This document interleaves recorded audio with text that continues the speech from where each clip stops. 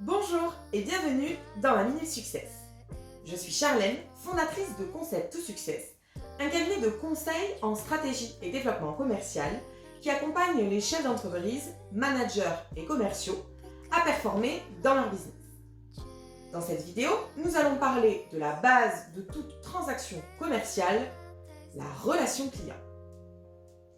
Alors, la relation, elle peut être définie comme le rapport, le lien de dépendance ou d'influence que l'on a avec une personne. Évidemment, en matière commerciale, la relation client représente les rapports que nous avons avec nos clients. Bien qu'elle soit complexe, cette relation entre l'entreprise, alors souvent au travers de son représentant, et le client est très importante puisque c'est d'elle dont dépend le développement et la pérennité de l'entreprise. Ainsi, le vendeur doit chercher à construire une relation de valeur avec son client. Plus la relation avec un client est durable, plus elle s'avère rentable. Mais comment faire pour y parvenir ? Eh bien en fait, la relation client doit revêtir 5 caractéristiques. Numéro 1, la sincérité. C'est-à-dire que le vendeur doit s'intéresser réellement à son interlocuteur, à son activité pour créer la confiance. Numéro 2, l'écoute. L'écoute est un positionnement intentionnel, c'est en fait un choix. Numéro 3, le lien.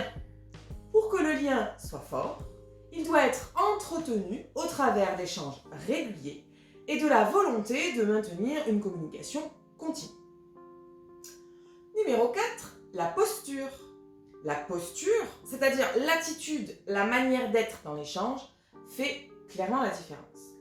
Il faut chercher à gagner l'autre, à l'avoir de son côté. Et enfin, numéro 5, l'équilibre.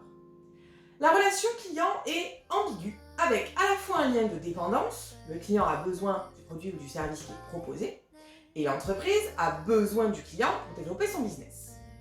Mais en même temps, il y a aussi un lien d'influence. Le client influe sur les produits ou services commercialisés et l'entreprise l'influence sur ses choix et ses modes de communication et de consommation. Du coup, c'est à l'entreprise de maintenir un équilibre entre la dépendance et l'influence. Pour cela, elle peut agir sur 3 axes. En premier, un axe commercial. L'entreprise met à disposition un produit, un service, un savoir-faire. Parfois les 3 en même temps. Elle doit s'assurer que le rapport commercial est juste, c'est-à-dire cohérent avec le besoin du client. Deuxième axe, c'est un axe financier. L'entreprise doit faire payer au client la juste valeur du produit ou du service sans excès.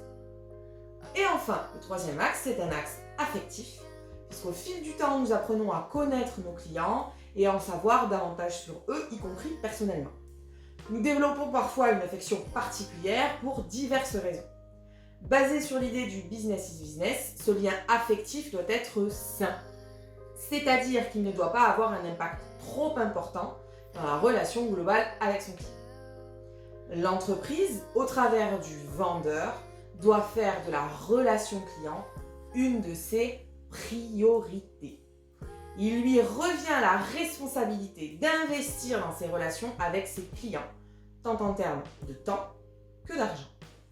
Plus l'entreprise va soigner sa relation avec ses clients, plus elle pourra espérer un développement efficace de son business. Évidemment, cela vaut aussi pour les relations avec ses prospects, puisque ce sont finalement des futurs clients. Et vous ? Où en êtes-vous dans vos relations avec vos clients et vos prospects ? Merci pour votre attention à la Minute Success du jour. Vous pouvez vous abonner à notre chaîne YouTube en bas à gauche, rester informé de nos actualités en activant la cloche et cliquez sur le pouce bleu si la capsule vous a plu. À très bientôt dans la Minute Success.